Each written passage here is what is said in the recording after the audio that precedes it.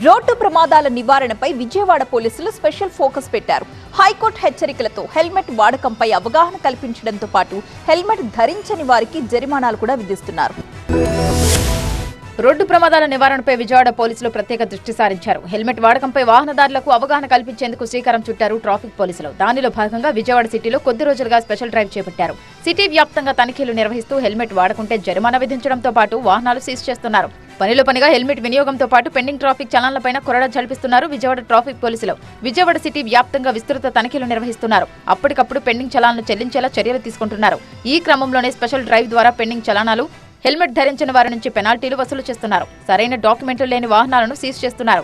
ఏపీలో వాహనదారులు హెల్మెట్ నిబంధనను పోలీసులు అమలు చేయకపోవడంపై ఈ మధ్య హైకోర్టు అసహనం వ్యక్తం చేసింది. హెల్మెట్ వాడకాన్ని పోలీసులు సీరియస్ గా తీసుకోవడం లేదని మండిపడింది. ఈ ఏడాది జూన్ నుంచి సెప్టెంబర్ వరకు చాలా మంది హెల్మెట్ లేకపోవడం వల్ల 667 మంది మృతి చెందారని పిటిషనర్ తరపు న్యాయవాది హైకోర్టు దృష్టికి తీసుకువెళ్లారు. మరణాలకు ఎవరు బాధ్యత వహిస్తారని ప్రశ్నించింది. దాంతో హెల్మెట్ మస్ట్ రూల్ ను పక్కాగా అమలు చేసే పనిలో పడ్డారు. హెల్మెట్ రూల్ ని తప్పనిసరి చేస్తూ స్ట్రిక్ట్ గా డ్రైవ్ చేపట్టారు. ఓవైపు అవగాహన కల్పిస్తూనే మరోవైపు జరిమానా విధిస్తున్నారు.